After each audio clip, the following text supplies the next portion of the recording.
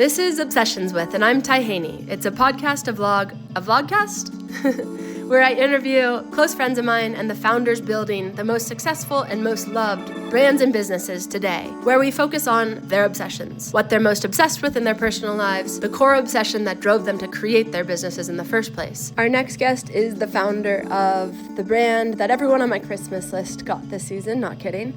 She influenced me to buy my first shark blimp for Sonny and Champ. More details on that in the episode. And she's obsessed with sardines. Come with me to Sofie Pavitt, her product studio and facial studio in New York City. Sofie, Acne Whisper, do you like that name? No. Yeah, okay, I figured. Not really. Started like someone wrote it in an article and then it stuck. And so I'm like, yeah, I guess I'm the Acne Whisperer. I love it. I was curious if that was if you were a fan of or not. Yeah. Fashion handbags. You started with designing bags with Micheal Kors. Yeah. Talk me through that transition to what you do now. Well, my first ever job was designing Abercrombie underwear, actually. Hell So yeah. in 2004, that was my first ever job out of school. Okay. So I moved from the UK to Ohio, and I lived there for 3 years designing for Abercrombie in the early 2000s. And I mean, I'm old, so like you probably all were wearing it as teenagers when I was designing there, which is kind of funny. That's amazing. But yeah, that was my first ever job, and so I work a lot in production and design.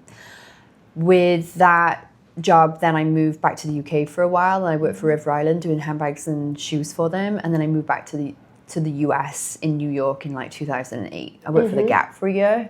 When I worked at the Gap, Patrick Robinson was my boss, and he used to tell me I was too glam for the Gap, which is true. I like chains and like all the embellishments and stuff. So I was like, I need to go and work for like the most glam designer in New York. And at that time, it was Micheal Kors. He was on Project Runway at the time. And we just had this like crazy growth as a brand. So they realized it was cheaper and faster to send the design team for handbags to Seoul to approve samples than it was to FedEx. Right, okay. So we were doing it every 12 weeks. I did go that there? for Okay. So I'd go back On-site, 5 wow. times a year, 4 or 5 times. And I fell in love with Korean skincare. Nobody knew what a sheet mask was then. That was like 14 years ago.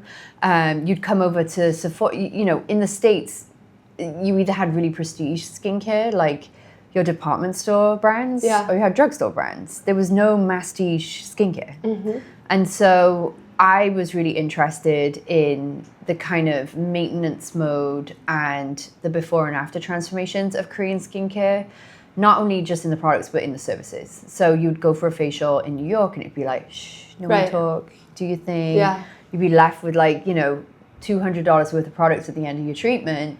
Whereas in Seoul, you were like getting these amazing technical facials, but with an end point. You know, it was like, we're going to make your skin better. It was like more of a medical appointment versus a sensorial experience. So I really liked that. I started going back to school just on the weekends to get my aesthetics license. I didn't think I was going to be a facialist. I thought that I was going to go work for a brand. Here in New York? In New York. Okay. So I was still working in fashion. I worked on the weekends and got this aesthetics license. When I was in school, I realized I actually really loved the facial protocol. Wow. So I graduated, I got my license, and I was like, well, now what? Like, I'm literally a senior designer on Micheal Kors handbag team. What am I going to do? Am I going to quit my job? I don't know.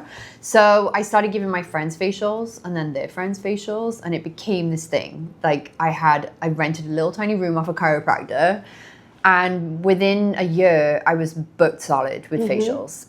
After work, on the weekends, I never saw my husband. And so I was like, I think I just need to try it and see if I can do this. I had a very supportive partner.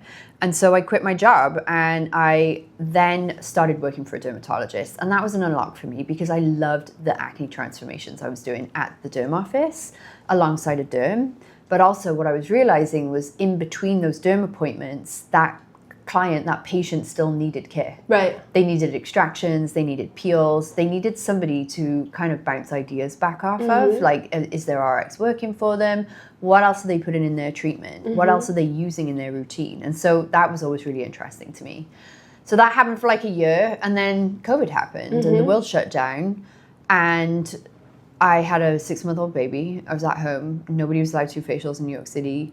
I was furloughed from the derm office because they didn't need facials there. Right.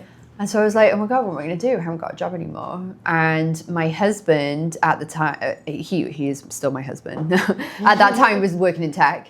And he was like, you should take this virtual. You should start giving people online consults and see what happens. So I started doing it. And at one point, I was seeing like 40 people a week online, which is insane if you think about it. And what was amazing was that I was finding that I could clear the skin without the facial. And so I was just recommending these products and being like, you need to use this and not use that, put this in. And within 12 weeks, the resounding question would always be, when can I start using nice products again? Okay. Acne and like problematic skin products are usually focused to a younger audience. Our demographic at the studio here is about 25 to 45. That's kind of our average range. So the reality is that people aren't finding elegant formulas. They're looking at like a much younger kind of product line, or they go into something which is really drugstore based. So that was kind of the working title, Sexy Proactive. Yeah. We started working on the line in 2020. Sexy Proactive. That I was just like, we need to make something like proactive but sexy. Like that's what I kept on saying to myself. Mandelic acid has always been my favorite acid for acne in the studio. But you find that out just through experimentation? Well, obviously you studied. I studied in school, but nobody teaches you about acne in school. It's very much like an afterthought. And so when I was working at the derm office, working with patients who were on RX topicals, I was trying to find these other ingredients and other products that we could try and play against those to make them work better. Okay. If you put someone on a tretinoin as an RX topical, they need exfoliation to help lift those dead skin cells off of it to make it more efficacious. That was just like one example. So Mandelic was always my go-to acid because it's really light, it's a large molecule size, it's not going to cause irritation. Salicylic, which is a monographed acne ingredient, which allows brands to talk about acne. What does that mean? Monographed is an ingredient that is used in a drug format. Okay. Because acne is a skin condition. It's something that you deal with in a medical setting. So a lot of brands will use things like salicylic acid, benzoyl peroxide, sulfur. These are monographed ingredients for acne care. Okay. Mandelic is not. Okay. Mandelic is not a monograph, but it's one of the best things you can put on acne-prone skin. Okay. And I think anyone can use mandelic acid in the right setting. Like it'll make your skin smoother, brighter, and clearer. Who doesn't want smoother, brighter, and clearer skin? I don't know. Totally. So my mum uses it. I use it. My younger sister uses it. It's something that will help your skin get smoother and brighter, regardless of whether you have acne or not. But if you have acne, it can be transformative. Okay. But in terms of the education around this, you give like amazing teacher vibes. Has that always been? Amazing teacher vibes. I like that. I'm buying what you're selling, literally. Have you always kind of been wired that way? You know, I think a big part of my job is teaching people how to get the best results, not only from my line, but in general. Like I'm a facialist by heart. Right. I don't care if you use just my line. I want my products to work best in a format with other things. And I think that is really important to let people know that you don't have to use one entire line to get amazing results. You can kind of go and play. We know the customer is going to Sephora, going to a website and like kind of playing and discovering themselves. Stuff, yeah. They play well with others. You know, one of the things that I think could be really helpful for a customer, if you're looking at our line, but looking in general at other things, is a pore clogging ingredients checker. Okay. Now, this is a controversial stance, but I will tell you why I like them. Okay. Some people don't like them. And a lot of, I think the first answer, the question to ask is, what is a comedogenic ingredient? I was going to ask you what that means. A comedogenic ingredient is something that runs the risk of clogging your skin. And think of it like that. You know, I think if you have acne or problematic skin, you are more prone to congestion. Like your skin isn't shedding at a faster, it's shedding at a faster rate, but the cells are not being released by the body correctly. So if you use something that's comedogenic, it has a chance that it's going to sit in the pores, it's going to cause further congestion and cause more problems. A lot of it has to do with formulation. So when you have a comedogenic within a formula, so it's say a moisturizer, and it has shea butter in it. Shea butter is a ingredient that can be comedogenic, but it all depends on where it is in the formula. My argument is that it all depends on, like, there's no room for nuance when you're trying to clear your acne. Right. The easiest way to get the fastest results is to get rid of all of them in your routine, get your skin to where you want it to be, and then you can start playing with these comedogenic ingredients. Like, try the moisturizer as a singular add-in to your routine and see if it works. chances are it will. Okay. But taking them all out is almost like a skin diet. Yeah, and then you can just start helps, to add them back in. How do I say it? Non-comedogenic. Non-comedogenic. Comedogenic. Yeah, non-comedogenic. Non-comedogenic. I never said it out loud. And so are all of your products non-comedogenic? All of our products are non-comedogenic. 100%. That's where our level set. We don't use them. Like when you wake up on a daily basis, like what's your core obsession right now? What's energizing you? I mean, I love to work, obsessed with my job. And, you know, I think what I'm really, the reason why I'm so lucky is that I get to work with my product team and then I also get to work in the studio. With people. Solving absolutely. Like, major issues. So my week is very, it's packed, but like I have 3 days with my product team upstairs, which we're all in the same building, which is so fun. That's nice. It's cut my commute by half. I'm like, oh my gosh, I was on a city bike every 10 minutes. And then I get to be with my clients still. So, and I think it's so important for everyone to understand that everything we develop at the brand is developed through the studio. Okay. Our client list here is our biggest R&D department. You know, I think a great example of this is our Omega Rich cream. And I'll show you some of the products in a moment. Omega Rich is like such a juicy, decadent moisturizer that you would be like, oh my God, this is so not for acne prone skin. Yeah. It's super rich. And that formula truly was developed through the studio. We would have clients come in, we'd put them on a gel moisturizer because all acne brands do a gel moisturizer. And they'd be like, we need something more hydrating. My skin's really dry and really irritated. It is a myth that people with acne have oily skin. Okay. A lot of them are really, really dry and irritated. So I think that was like a great example of how that kind of innovation comes through the client listing. I have tubs and tubs of it. I won't go anywhere without it. It literally is. We have a new packaging tweak as well, which is launching next year, which I think you'll be really excited about. Cool. If you're an Omega Rich fan, you're going to like it even more next year. Have there been acne situations that are unsolvable? 100%. And I'll rephrase that. I don't think any acne situation is unsolvable, but I do think there is a partnership between an esthetician and a dermatologist that sometimes goes unmissed, goes missed. Okay. I think that a lot of the time, derms and estheticians are kind of pitched against each other on social and things like that. But however, like I've always worked really well with dermatologists. There is a reason and a need for medication in some cases. Okay. I think that jumping straight to it. Meaning like Accutane or something that's severe? Accutane is an amazing drug for the right context. I think it's overprescribed. Okay. And I think people immediately want to reach to it before kind of doing the work at home first. But it can be a really helpful tool for some people with really, grade 4 cystic acne for sure. Okay. Looking in there, it's just... all my junk. But everything's like white and like sterile and clinical. Exactly. No. And then it's like a bouquet of color. I know. Well, everything's color coded. Yes. Okay. Tell me. Everything looks really bright, but there's a reasoning behind the brightness, and I'll explain to you now. So hydrators are always blue. Cleansers are always green. Treatments are always warm. And our protect SKU is always going to be purple. Okay. And the idea is that when you're working on your routine, you want to do 3 steps in the morning, 3 steps in the evening. You want to cleanse the skin to get it ready to receive your treatment. You want to treat your skin concern. You want to hydrate it. Oh, there's your little spatula. And then you want to protect it. And the idea is that you can kind of say 2 things. What is my skin type and what are my skin concerns? And then you can kind of build your routine around that. Okay. So, our cleansers are very universal. Anyone can use these cleansers. This is a very high lathering, juicy foaming cleanser. And then this is a micellar pad.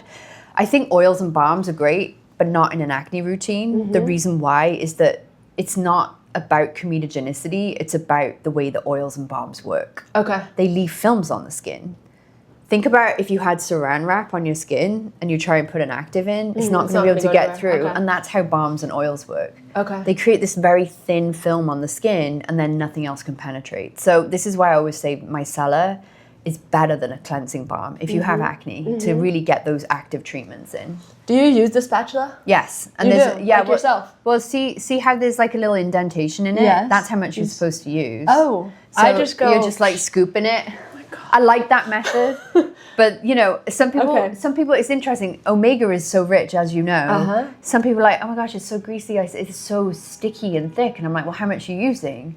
They're using as much as you. They're like, whoop, you know, and then they're like, oh, I feel so layered. I'm like, yeah, if you use this much. This is why I have tubs. Oh pop it on your fingers and then just press it in. Like, you just want to seal everything, you know? Can you instantly look at me and be like, here's a red flag? Skin. But like, is it easy to be like, I would do more of this? Well, here's the thing. I don't want anyone to ever think that I'm judging them. No. Skin. I just think it's amazing to be able to like immediately capture. A lot of my job is detective work, right? And so it's funny because when people come and see me, especially if we're doing like an acne consult, I'll ask them really weird questions. They're like, why is she asking me that? Like, well, like, what do you do for work? Do you work outside? Like, are you on any supplements? Not because I'm going to recommend you to come off of them, but it might give me some kind of, you know, like, for example, greens powders.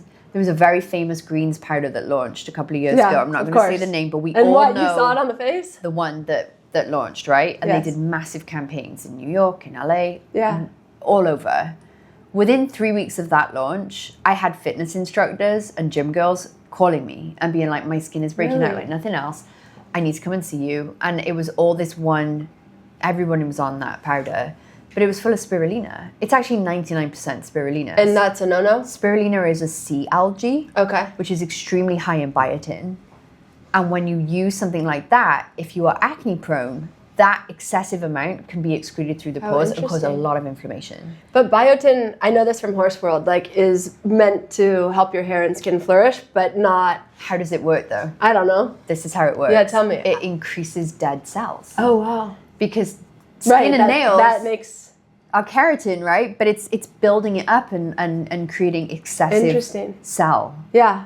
It's also happening on the skin. Okay. And so if you're not exfoliating correctly, or if you're acne prone, your body is holding on to those skin cells and causing congestion in the skin. Add oil production into that, and that dead skin and oil becomes really congested in the pore.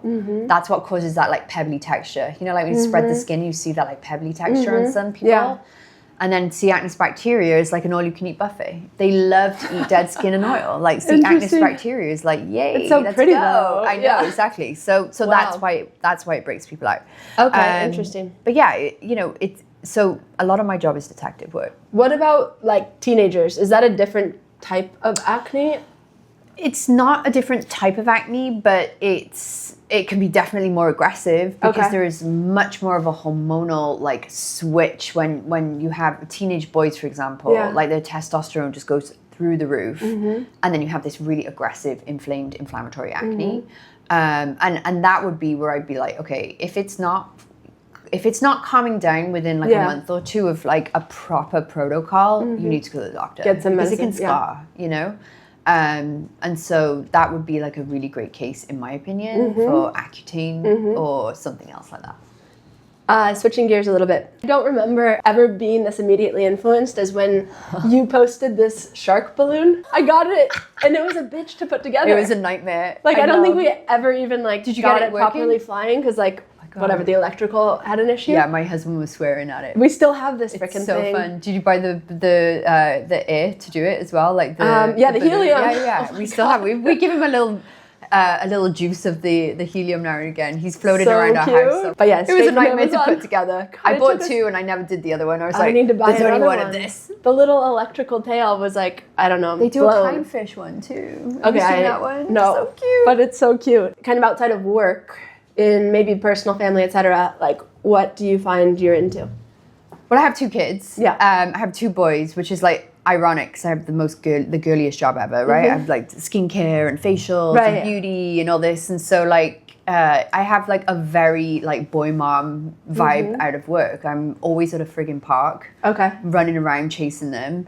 I love to work out. I love hot classes. Like I'm in like a hot class every 4 or 5 times a week. Like hardcore hot or yoga? I mean, that's not the right way to put it, but tell me more. I like hot sculpt classes right now. That's like my obsession at the moment. But it's great for your skin because you feel like, you know, sweating so hard and you feel great afterwards. What else do I like? I like knitting. Like really into knitting. Which is like a fun granny kind of thing I do, which is cute. I'm always like, I think because my job is so front facing and I'm with people all day, and then I have to go to like a lot of dinners and events, like my like personal life is actually quite inward. Yeah. I'm at home a lot when I'm not doing stuff for work. I'm pretty chill with my family. How old are the kids? 7 and 5 this year. Okay, got it. It's insane. I can't believe I have a 7-year-old. He's up to my shoulders. I don't know where he got his height from. I'm like such a shorty, and my husband is not crazy tall. I'm like, this kid's gonna be taller than both of us at 12. Are they into sports? My eldest likes basketball. My youngest is really into dancing. Okay. He like loves to dance. So I'm like, maybe I can get him like Mark Morris this summer. You know, a bit of a dance class situation. Yeah. I love it. My daughter's 6. Whenever I leave now, it's just bawling tears, very like manipulative. Like, how could you be leaving? So the boys are not as manipulative as the girls, but they're more like, "Where's my present?" You know? Oh yeah, right. When you That's actually my pro tip. I always like just like set like I have the present at home ready to go before I leave, so I don't have to find the present. Right. Does that make sense? Yeah, oh yeah. I'll have it ready for when I come home. We call them Stovenboins. They've named souvenirs Stovenboins, and so I better come back with a Stovenboin. Yeah. It's so cute. But Sunny actually uses this. Does she? Oh my god! I mean, love that. It's a family. Wait, have you tried skin jelly yet? Yes, I'm almost out. It's the best. It's my favorite. It's so nice. This is my favorite for summer. It's a moisturizer for people who don't like moisturizers. Okay. You know, it just feels like nothing on the skin. It's great under makeup. I put it under the screen time actually in the morning just for a little hydration. But I love it. I was in Jamaica last week on spring break, and I was just wearing this every day. It felt great. What do you, after a sweat, like, are you washing your face or a wipe? 100%. Immediately after? Always. Okay. Yeah, so in my gym kit, what I like to do is, that's literally my situation. It's kind of the Wicked colors, no? Yeah. It's kind of cool. What I like to do if I'm working out in the middle of the day is that I'll take off my makeup and sunscreen with one of these before working out. Okay. And get all the makeup off, do my sweat, and then I'll wash my face and then sunscreen. So that's what I do in the gym. I love it. Okay. Can we do what's in my bag? Yes. Are you done with that? Oh, yeah.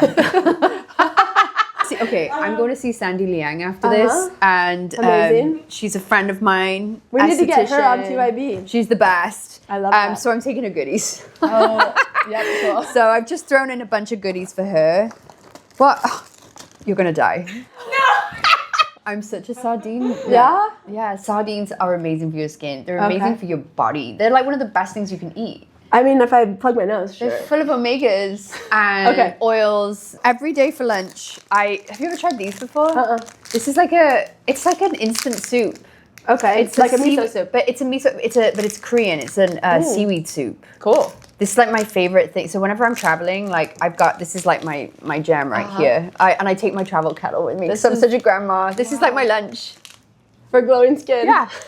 Seaweed for your fiber. I love it, yeah. And it's bone broth too. It's like a bone broth base. Do you take supplements out of curiosity? I don't need to because I eat so many sardines. I eat them every day. I eat them every day. Oh, but but if not, I would the texture. say like the texture is pretty gnarly. Not gonna lie. You prescribe people that when they listen. I can't prescribe people stuff. I'm not a doctor, but I'm telling you now. Get on the sardines. It will. I love it. Yeah. What else have I got? Satin spray, amazing. Have you tried this? I freaking love it. It's amazing. It's no-nos. I'm always touching my face, which is something I don't recommend because you're not supposed to, but this stops my makeup from running around. And are you putting that on like the Say ad, like just when you're literally ready to... No, I do it in the morning. Okay. What else have I got? I've got the Kulfi lip stain. Yeah. Have you guys tried this? It is so good. It is a lip oil. I've seen this 3 times in the last day. Next level. Okay. I'm obsessed with this. I have a Katie Jane Hughes Sculptino. Have you tried this before? This is a great product. Where do you put that? I just do my lip liner with it. Okay. I also like the Kulfi one, but this one's cute. This one's Chisel. I like this. And I don't know if you do this. I always have like a mini bag in my bag. So if I have to go out, I just take the mini bag. That's a mom tip for you right there. I've got a pair of tights. Okay. My sunglasses that I got on Amazon, which I love. Yeah. Have you tried these before? $20. But hell yeah. Come on. I'm always, nice. and again, like I can't keep hold of anything fancy if they're a sunglass. So, and They look fancy. This is from my archive. I'm a handbag designer, so this is one of my favorite LV collections. This is when Marc Jacobs was doing LV. Wow. So Really I get nice. her out of the archive now and again. And so, like, for summer. Picking Pantones, this is all you. 100%. Yeah. You know, I always tell people, and this is like a fun thing to like finish the interview with. Yeah. No, we can keep talking, No, but tell like me. I'm always like, we're a fashion brand, not a beauty brand. We design products that people in like who are more lifestyle and like fashion forward. Like acne is such a like ugly word to say, but it affects everybody, and it's like a deeply unsexy topic. We want to create products that work for you that you don't have to worry about it. And it looks beautiful on your shelf. And there's not like it's not your like first and foremost. Your first and foremost is figuring out what bag you're going to use for the day. Right. You know? So I love that. that's That's kind of amazing. Our concept. Okay, last question for you. You guys have launched on TYB, which is awesome. Talk to me just about like community broadly and how you think about it applied to the brand. Community is really important. I think whatever you're building, whether you're a fashion, beauty brand, like anything, like if you're in school, if you're in a job, you know, I think ultimately the studio is our community, and it was first and foremost, we were a brand before we were a brand. Right. Before there was Sofie Pavitt Face, we had Sofie Pavitt Studio, and we still have it, and it's really still the hub of the brand. We have 700 people a month come here for facials, which is insane. We have over 8,000 people on our books who continue to come to us. Wow. So that to me shows the community of how a before and after and taking care of someone when they feel vulnerable is really important. Yeah. And now we're doing this with the brand. So if you live in Boise, Idaho, and you look at the can tap into studio, it. Yeah. you don't need an appointment to clear up your skin. You are capable of doing it. And so that for me is our ultimate community. How do we teach people to do it? And how do they tell their friends to do it? I love it. Yeah. Do you still, or is there openness to doing more online, like digital classes? 100%. We yeah, should- and we have done them before. Okay. Um, We should coordinate that because you guys are growing really nicely with people who are interested Right. in what you do. But I think this is going to be helpful just to like yeah. educate on the very intentional methodology. Absolutely. Yeah, and we do in person classes. You know, we've done like panels before, and Right. then also these like kind of guided facial moments. But I think there's always room to do that kind so of stuff cool. for sure. Well, thank you. This is For amazing. sure. Thank you. A magician in here. This is Obsessions With, and I'm Haney. It's a podcast, a vlogcast, where I interview close friends of mine and the founders building the most successful and most loved brands and businesses today.